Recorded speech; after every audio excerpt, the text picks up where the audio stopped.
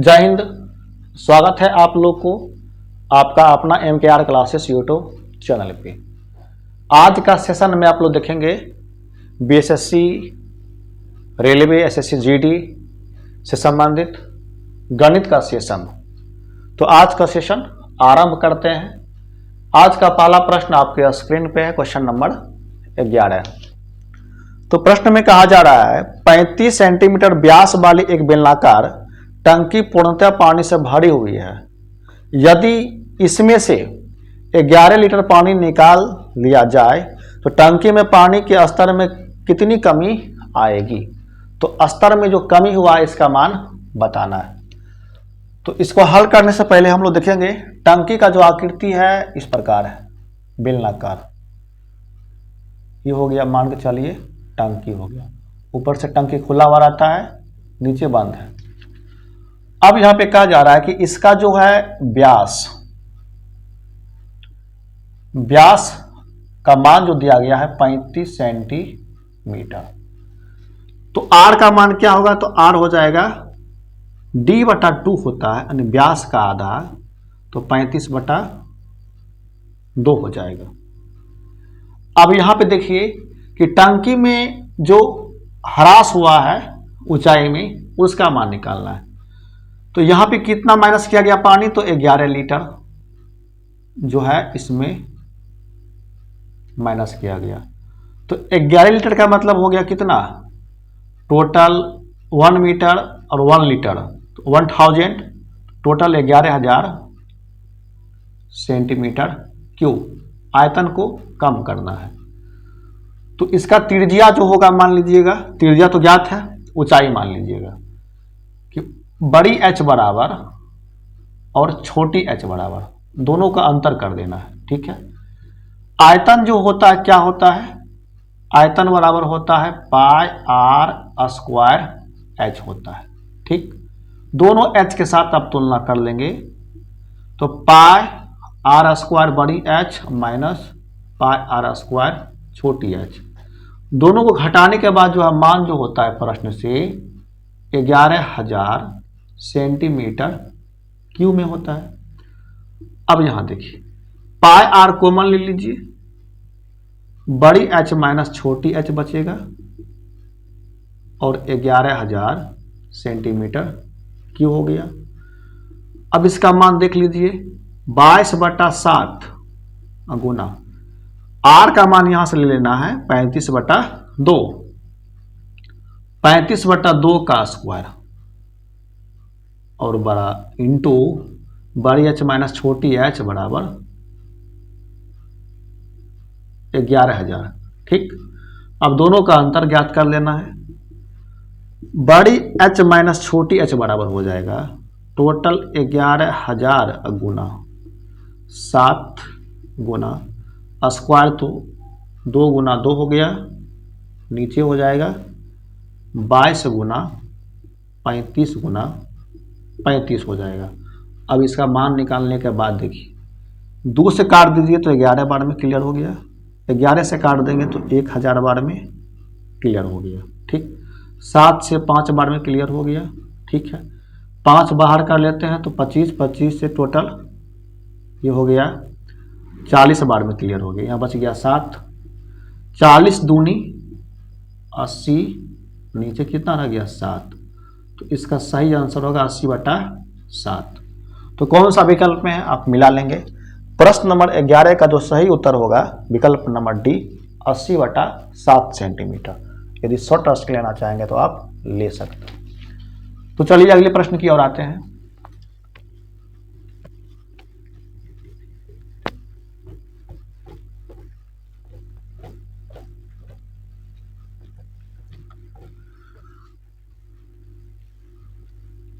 अगला प्रश्न में कहा जा रहा है दो संख्या का लघुत्तम समावर्तक 225 है तथा उनका महत्तम समावर्तक 5 है। यदि एक संख्या 25 हो तो दूसरी संख्या होगी। ये प्रश्न एग्जाम में कई बार पूछा भी गया है, रेलवे के एग्जाम में भी पूछा जाता है, SSC का भी एग्जाम में, कोई भी एग्जाम में पूछा जाता है जिसमें मैथ का जो कॉन्सेप्ट रहता है। तो इसका एक सूत्र लिख लेंगे। सूत्र होता है HCF इंटू एलसीएम बराबर first number into second number, है ना। एचसीएफ गुना एलसीएम बराबर पहला संख्या एंड दूसरा संख्या गुणनफल के बराबर होता है। इससे क्लियर हो जाएगा। अब देखिए प्रश्न में कहा जा रहा है कि लघुत्तम समावर्तक कितना 225, तो 225 रख लीजिए लघुत्तम समावर्तक, और महत्तम समावर्तक कितना है 5 है, और इसमें जो है एक संख्या कोई मान लीजिए 25, तो सेकेंड नंबर निकल जाएगा। 25 से काटिएगा तो 9 बार में, तो दूसरी संख्या जो हो जाएगा टोटल 9 पचे 45। इसका कौन सा आंसर है? तो प्रश्न नंबर 12 का विकल्प नंबर सी 45। तो चलिए अगले प्रश्न की ओर आते हैं। ये सभी क्वेश्चन वह क्वेश्चन है जो एग्जाम में बार बार रिपीट किया जाता है। अभी हाल ही में देखिए रेलवे नोटिफिकेशन दिए हैं कई पोस्ट को लेकर, तो आप लोग बढ़िया से पढ़िए। बहुत सीट रेलवे ने आप लोग के लिए दे रहा है। प्रश्न नंबर 13 है कि कोई व्यक्ति 600 किलोमीटर की दूरी रेल के द्वारा 80 किलोमीटर प्रति घंटा की चाल से, 800 किलोमीटर की दूरी जहाज से 40 किलोमीटर प्रति घंटा की चाल से, और 500 किलोमीटर की दूरी हवाई जहाज से 400 किलोमीटर प्रति घंटा की चाल से, तथा 100 किलोमीटर की दूरी कार से 50 किलोमीटर प्रति घंटा की चाल से तय करता है। पूरी दूरी तय करने में उसकी औसत चाल क्या है? तो इसमें पूरा दूरी तय करने में औसत चाल क्या रहा, उसका मान निकालना है। तो देख लीजिए पहले कहता है कि 600 किलोमीटर जो है रेल के द्वारा चलना है, इसका चाल रहेगा 80 किलोमीटर प्रति घंटा, ठीक।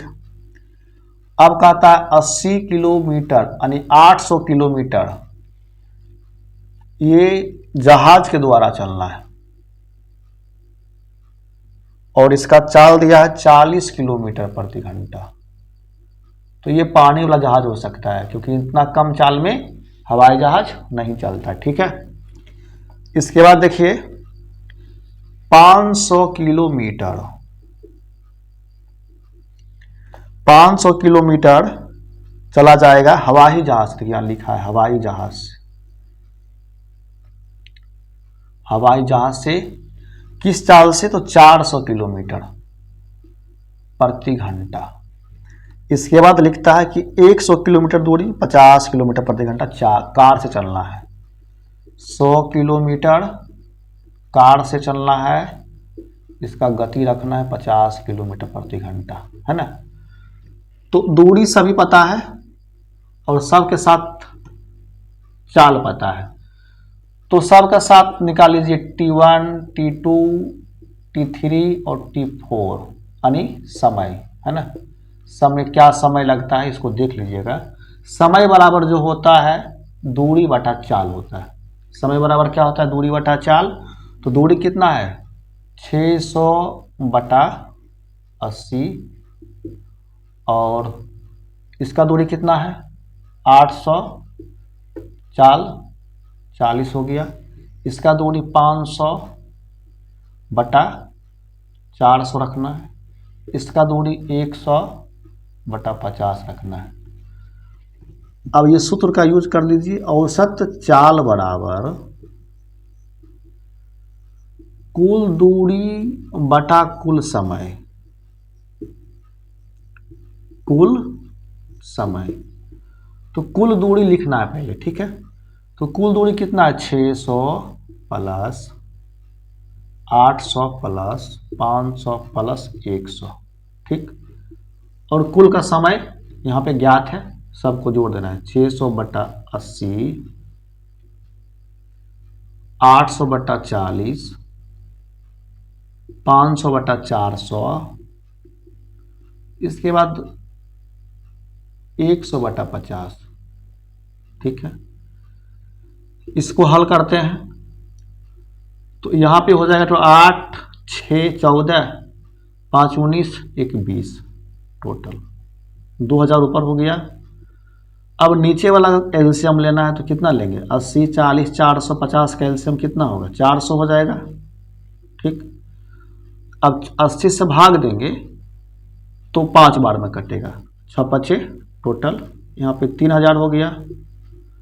40 से भाग देंगे तो 800 गुना करेंगे तो 8000 हो जाएगा। 400 से एक बार में 500 हो जाएगा। 50 से 400 में 8 बार में तो यहाँ 800 हो गया। ठीक है, तो 2000 बटा इसको जोड़ दिए टोटल का 3000 8000 8 3 हो गया 11000 और 8 5 13 तो 123 डबल जीरो ऊपर कर दीजिए 400। ठीक हो गया। अब ये हो गया तो टोटल इसको काट दीजिए डबल जीरो को और गुना कीजिए 4 दूनी 8 8000 बटा 123 है ना। तो इसका जो होगा औसत चाल होगा 8000 बटा 123 किलोमीटर प्रति घंटा। तो कौन सा विकल्प में देख लीजिएगा। तो विकल्प नंबर ए में लिखा गया है 8000 बटा 123 किलोमीटर प्रति घंटा। तो चलिए इसके बाद अगले प्रश्न की ओर आते हैं। अगला प्रश्न आपके स्क्रीन पे 14 नंबर।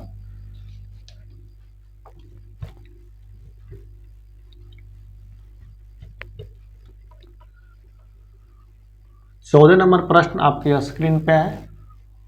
वह प्रश्न आपके लिए बहुत ही महत्वपूर्ण है। रेलवे का प्रत्येक शिफ्ट में इस प्रश्न से पूछता है। तो प्रश्न में कहा जा रहा है, क्वेश्चन नंबर कितना होगा 14। ठीक, निम्नलिखित जानकारी के सीमा यानी रेंज तथा बहुलक यानी मोड कहते हैं का माध्य यानी मीन निकालें, है ना। तो ये जो संख्या का समूह दिया है इसको आप लोग रिपीट कर लेंगे एक बार। कितना कितना दिया गया है, तो 4 6 और दिया गया है 11 और 17 18 3 11 21 और 5 11। यह जो संख्या है इसमें आपको निकालना है पहले बहुलक, है ना। बहुलक निकालना है, इसके बाद रेंज निकालना है ना। तो बहुलक और रेंज निकालने के लिए संख्या को सबसे पहले जो है आरोही क्रम में सेट करना होगा। ठीक है, तो आरोही क्रम में सेट करते हैं तो सबसे छोटी संख्या से बड़ी की ओर जाएंगे। तो पहला कौन होगा 3, उसके बाद हो गया 3 के बाद हो गया 4, 4 के बाद हो गया यहाँ पे 5, 5 के बाद हो गया 6, 6 के बाद 11 3 टाइम्स लिखना है 1 2 3 1 2 3। उसके 11 के बाद हो गया टोटल 17, इसके बाद 17 18 18, इसके बाद लास्ट है 21। मिला लीजिए आप लोग 1 2 3 4 5 6 7 8 9 10, 1 2 3 4 5 6 7 8 9 10 हो गया। अब देखिए बहुलक और रेंज दोनों निकालना है। तो बहुलक होता है कि संख्या के समूह में जो नंबर को अधिक बार लिखा गया है। तो सबसे ज्यादा बार में 11 को लिखा गया 3 टाइम्स, है ना। तो 3 टाइम हो गया 11, तो बहुलक हो जाएगा सीधी सीधी आराम से निकालना है तो 11 हो गया। ठीक, अब रेंज की बात है। तो रेंज जो होता है संख्या के समूह के फर्स्ट नंबर और लास्ट नंबर, है ना। फर्स्ट नंबर 21 और लास्ट नंबर फर्स्ट नंबर 30 और लास्ट नंबर 21, दोनों में देखो अंतर करना है। अंतर करेंगे तो कितना होगा 80, 18 हो गया। तो ये हो गया रेंज, है ना 1 8। क्लियर है। अब इसका निकालना है माध्य, मोड निकालना है। तो माध्य का मतलब मोड का मतलब होता है क्या चीज, तो औसत होता है ना। औसत बराबर होता है प्रेक्षणों की संख्या बटा प्रेक्षणों का कुल प्रेक्षणों का योगफल बटा प्रेक्षणों की संख्या, है ना। तो इसको आप लोग यूज कर लेंगे। कुल प्रेक्षणों का योग, कुल प्रेक्षणों का योग अब बट्टा प्रेक्षणों की संख्या, परीक्षणों की संख्या। तो कुल प्रेक्षण कितना है? 1 2, दोनों को जोड़ना है, 18 प्लस 11, संख्या कितना? 1 2, क्लियर है। यहाँ पे हो जाएगा 29/2, है ना, इसके मतलब 14.5। तो इस प्रश्न का जो सही उत्तर होगा 14.5, है ना, मोड होगा, अनुमाद होगा। तो 14 नंबर प्रश्न का कौन सा सही उत्तर है? विकल्प नंबर डी में लिखा गया। ठीक है, तो चलिए अगले प्रश्न की ओर आते हैं। यदि शॉर्ट टॉस लेना चाहेंगे तो आप ले सकते हैं इसको। चलिए अगला प्रश्न आपके स्क्रीन पे है, क्वेश्चन नंबर 15। अपने स्क्रीन पे से आप क्वेश्चन को देखिए और वहां से आप लोग समझने का प्रयास कीजिए।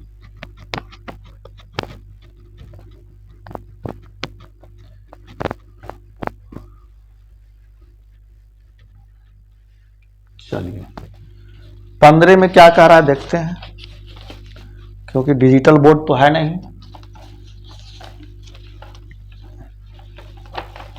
चलिए ठीक,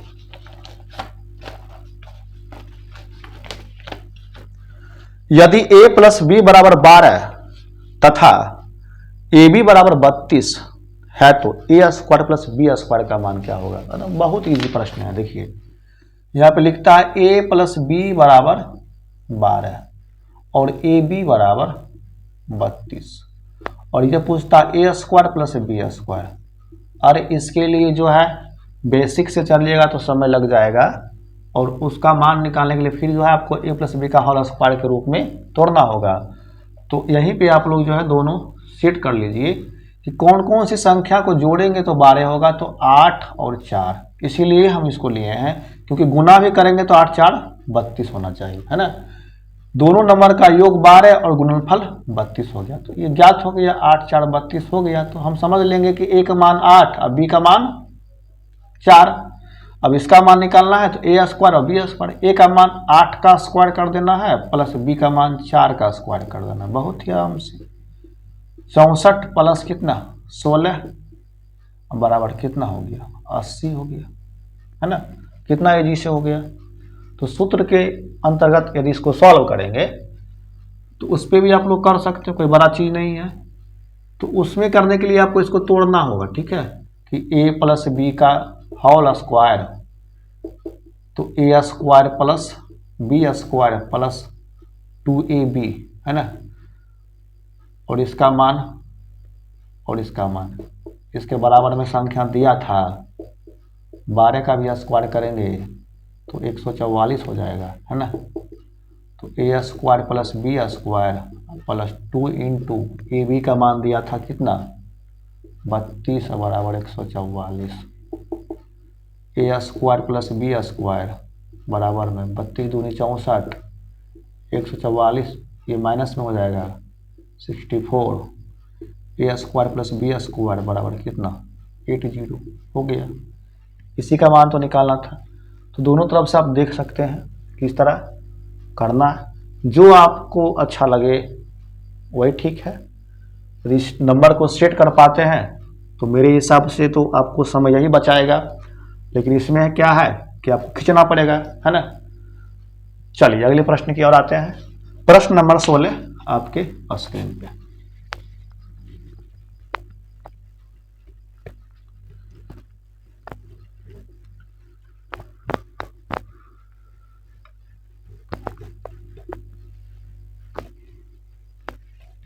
सोलह में कहा जा रहा है, नीचे दिए गए पाई चित्र में चमड़े का निर्माण करने वाले कंपनी एबीसी का राजस्व दिया गया है।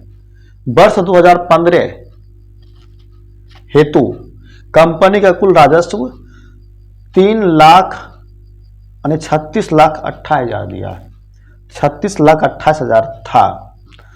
तो इसमें पहला प्रश्न है, वर्ष 2015 में बैग और जूते की बिक्री से कितना प्रतिशत राजस्व कमाया गया। तो चित्र देखिए आपके स्क्रीन पे उपलब्ध है, आप वहां से उस चित्र को देखिए और समझिए। तो यहां पे बैग और जूते लिखा गया है ना, बैग है और जूते। तो बैग में जो है कितना प्रतिशत है तो बेग में देखिए चित्र में कह रहा है ऊपर में 45% और जूते में कह रहा है कोना उस साइड में लिखा गया है 15%। टोटल कितना हो गया 60%। और प्रश्न से कुल टोटल कितना है, टोटल है 133 है ना 3628000 का 60% बताना है, बस हो गया।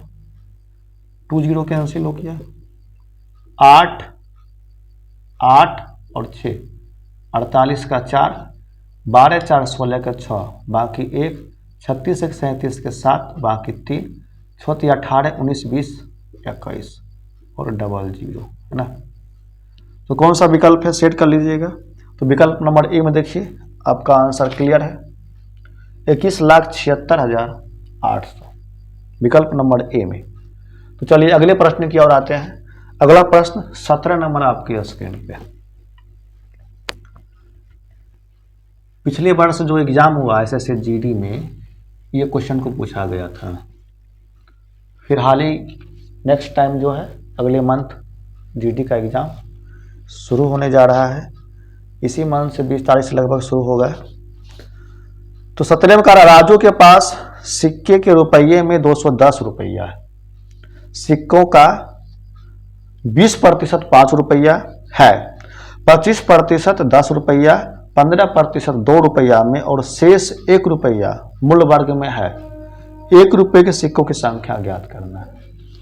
तो 1 रुपये के सिक्के की संख्या क्या होगा, देखिए कुल जो मूल दिया है कितना दिया है तो 210 रुपया दिया है, इसको लिख लेना है। इसके बाद कहता है कि 20% जो होगा ना 5 रुपया वाला सिक्का होगा, और इसके बाद कहता है 25% जो होगा वह होगा कौन सा सिक्का 10 रुपये वाला सिक्का। अब कहता है 15% जो होगा वह 2 रुपये वाला सिक्का होगा। अब शेष टोटल सिक्कों की संख्या तो 100% होगा, तो 100% तो माइनस कर देंगे, तो टोटल 55, शेष बच गया 45% है ना। जोड़ लीजिएगा 45 नहीं बचेगा 40 बचेगा। टोटल यहाँ 60 हो गया, 100 करेंगे तो 40 1 रुपये का सिक्का हो गया। तो यहाँ से ज्ञात कर सकते कि अनुपात क्या होगा, तो 5 चौके 20, 5 25, 5 या 15 अब 5 8 40। लगा लेंगे कि 4x और 5x 3x और 8x, तो 4x इंटू 5x कुल धन होगा टोटल 5 चौके 20x है ना। 5x और 10 रुपया में 50x रुपया हो गया टोटल, और यहाँ से 3x 2 बराबर 6x हो गया, 3 दूनी 6, 8x और 1 8x। इसको जोड़ दीजिए टोटल कितना हो गया 8 6 14 हो गया, यहाँ पे टोटल 70 तो 84x हो गया है ना। तो 84x बराबर 210 रुपया दिया हुआ है, इसको तुलना कर लीजिएगा 84x बराबर 210 रुपया है ना। तो यहाँ पे हो जाएगा टोटल 121 से काटिएगा तो 10 बार में 1 मिनट 10 बार में और 4, तो x का मान कितना हो गया 2.5 हो गया है ना। 10/4 भाग देंगे तो 2.5 हो जाएगा।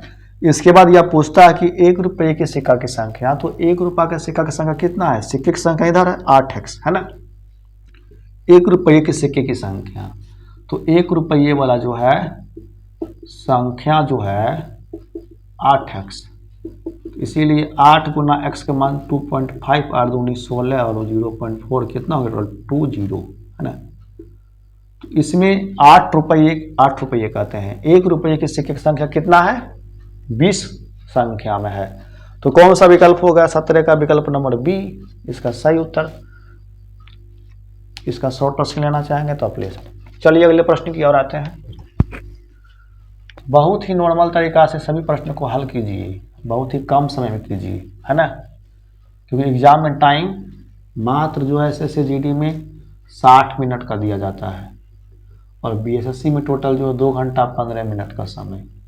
तो BSSC में टाइम तो रहता ही है, लेकिन SSC GD में समय कम रहता है, तो वहाँ पे आपको स्पीड पकड़ना होगा। तो 18वां प्रश्न में कह रहा है कि निम्न वृत्त आरेख चमड़े के उत्पाद बनाने वाली एक कंपनी एबीसी की आय को दर्शाता है। वर्ष 2015 में कंपनी की कुल आय वही 36,28,000 रुपया थी।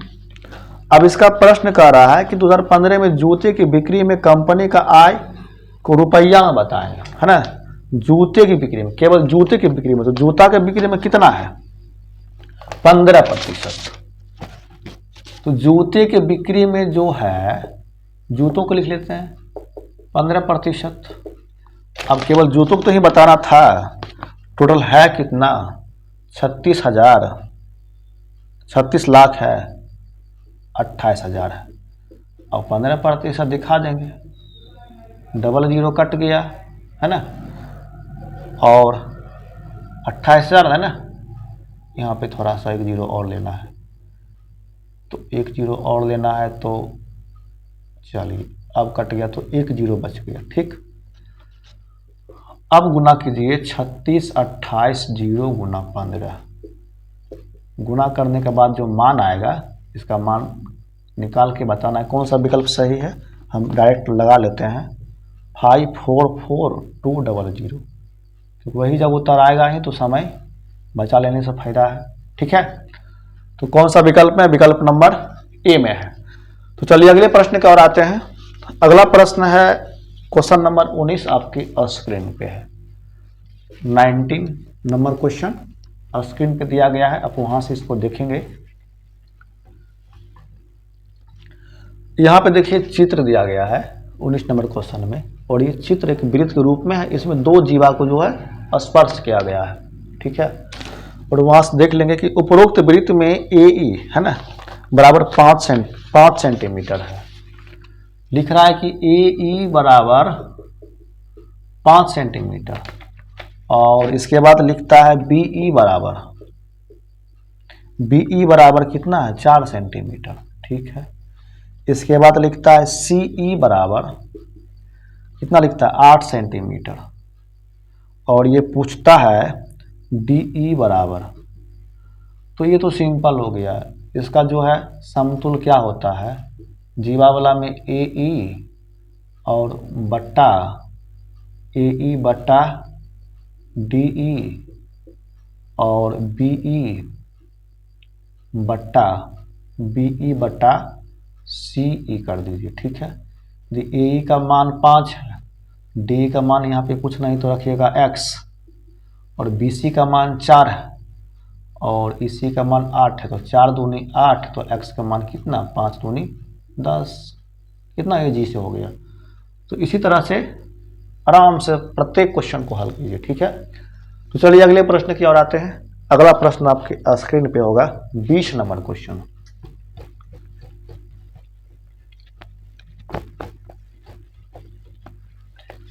बीस में कहा जा रहा है कि 14 मीटर लंबी रस्सी को 3 भागों में विभाजित किया गया, जिसमें पहले 2 हिस्सों की लंबाई क्रमशः 4.58 मीटर और 4.96 मीटर थी।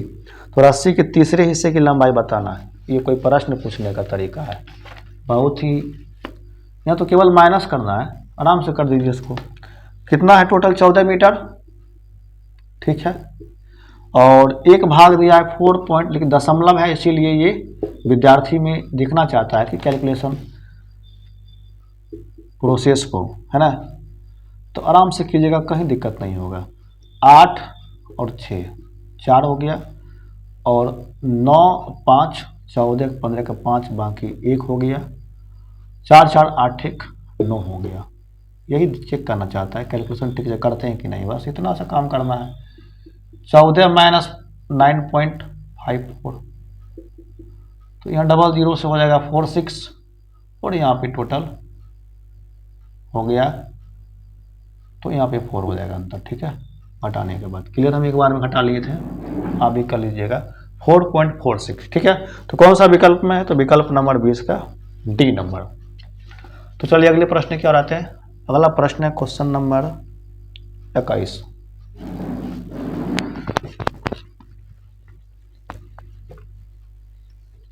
इक्कीसवां में कहा जा रहा है कि निम्नलिखित में से सबसे छोटी भिन्न संख्या कौन सी है। तो यह भिन्न का जो समूह है, इसमें सबसे छोटा बताना है कौन सा होगा। और ये प्रश्न कई एक बार नहीं कई बार रिपीट करते रहता है एग्जाम में। 1/8 है पहला भिन्न, दूसरा 2/12 है और तीसरा 3/16 और 4/20 है ना। तो इसको भाग दीजिएगा है ना, कम से कम दशमलव के बाद 2 अंक तक दे के आप चेक कर लीजिएगा कि 8 से भाग देंगे 1 में तो 0. एक बार में 8 और 2 8 2 19 16, तो यहाँ लिखिए ना 0.12, कम से कम 2 अंक तक।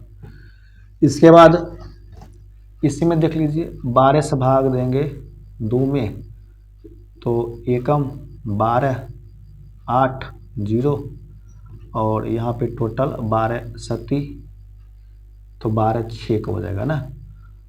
तो ले लीजिए 0.16 दूसरा का हो गया लगभग 2 अंक तक।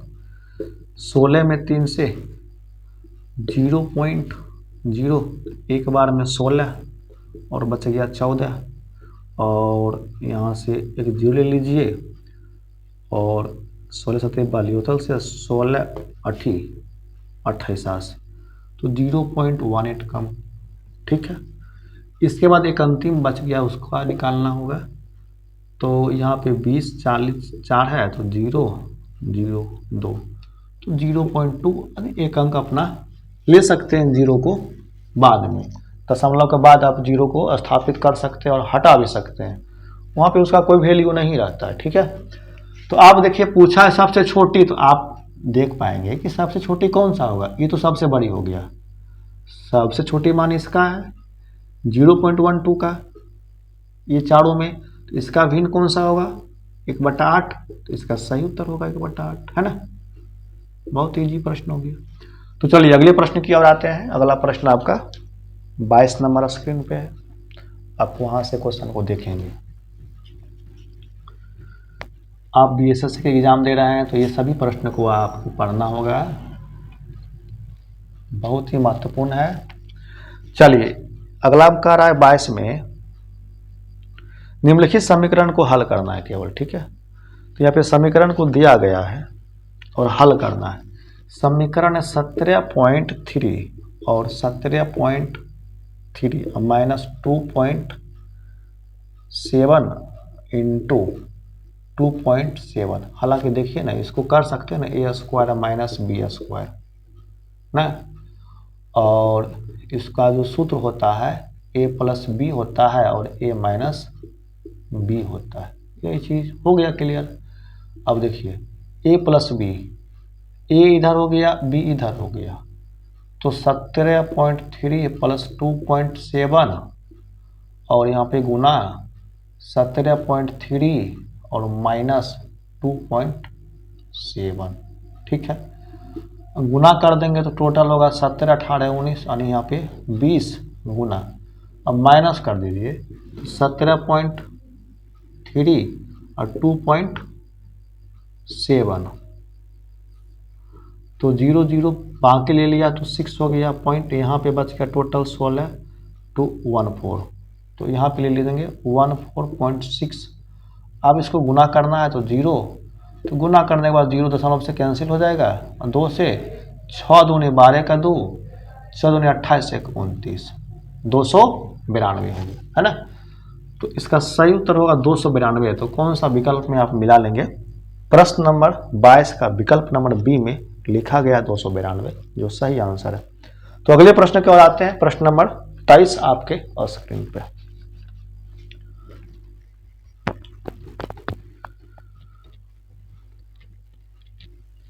तेईस में लिखता है कि एक वस्तु एक निश्चित मूल्य पर बेचा जाता है, अगर इसे इस कीमत के 60% पर बेचा जाता तो 35% की हानि होती, तो प्रतिशत लाभ क्या है। मान लीजिए इसमें कि वस्तु को हम जो सेलिंग कर रहे हैं SP बराबर 100 रुपया है ना, 100 रुपया हम मान लेते हैं।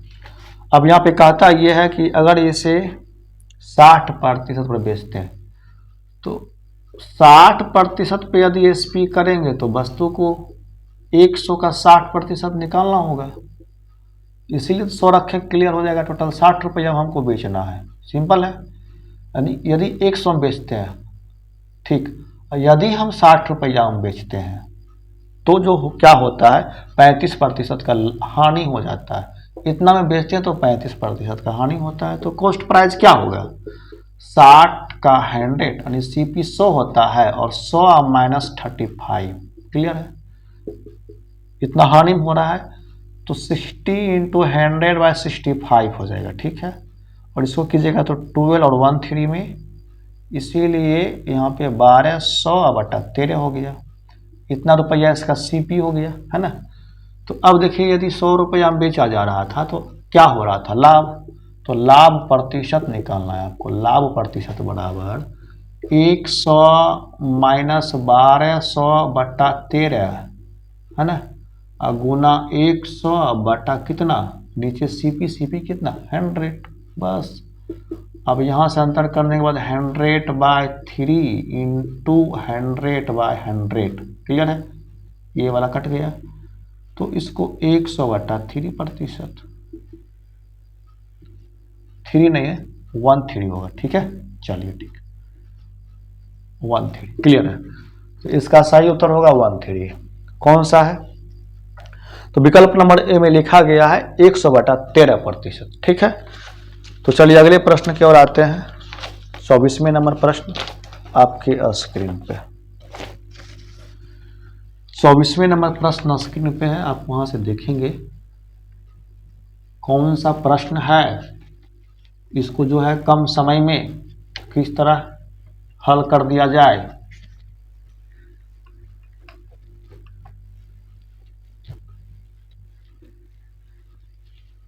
चलिए देखिए, PQR 35,000, 45,000 और 55,000 निवेश करके एक साझेदारी में व्यापार शुरू करते हैं।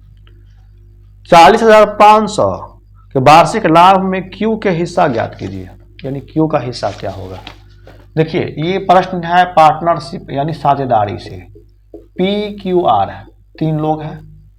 अब तीनों लोग ने अपना अपना पूंजी को जो है लेकर धंधा आरंभ करता है। इसका 35,000 पूंजी निवेश है और अगला को 45 और तीसरा को 55।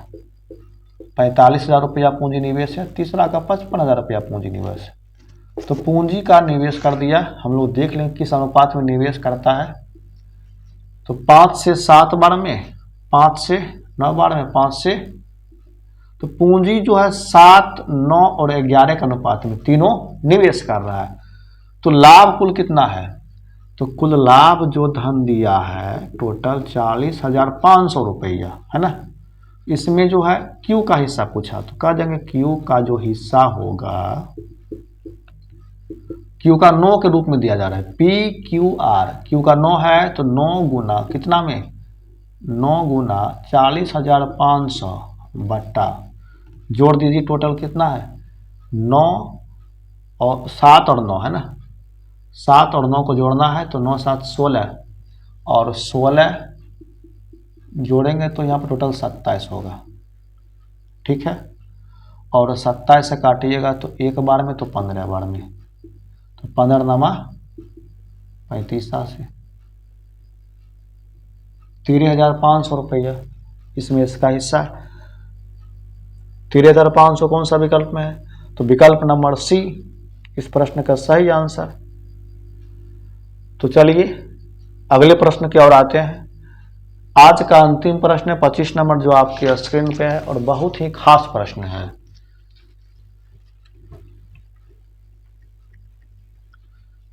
वे प्रश्न को आप देखिए किस तरह करना है। ये प्रश्न जो है अनुपात से भी संबंध रखता है और बहुपद से भी संबंध रखता है। यदि A अनुपात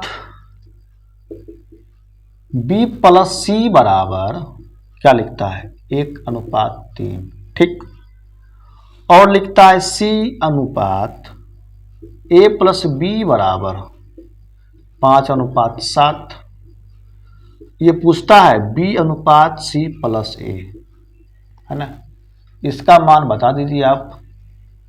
तो इसको जो है एक काम कीजिए, A बटा B प्लस C हम लोग कर सकते हैं, 1/3 हो जाएगा।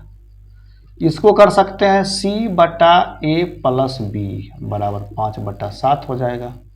एक काम कीजिए ना, कि दोनों का, आप जो हर को देखिएगा 3 और 7 है, तो इसके गुना तो जा नहीं सकेंगे, लेकिन ज़्यादा ज़्यादा यदि 3 से गुना करते हैं, ऊपर नीचे दोनों करना होगा तो इससे ज़्यादा चल जाएगा। तो कितना हो जाएगा टोटल, 3/3 तिया 9 हो गया, है ना। अब देखिए क्या है कि a/a + b 3/9 हो गया और c/a + b 5/7 हो गया। अब इसको लिखिए इस तरह, a/b/c। a का मान कितना है 3, c का मान कितना है 5। अब यहाँ देखिए लिखता है b + c बराबर 9, b + c बराबर 9, c का मान 5 है, घटा देंगे कितना बचेगा 4, a + b बराबर 7, है ना। तो a का मान 3 है, घटा देंगे तो हो जाएगा 4। दोनों तरफ से मान समान आ रहा है तो यानी b का मान होगा 4। अब प्रश्न पूछता है b/c + a, और इसका मान निकाल दीजिए।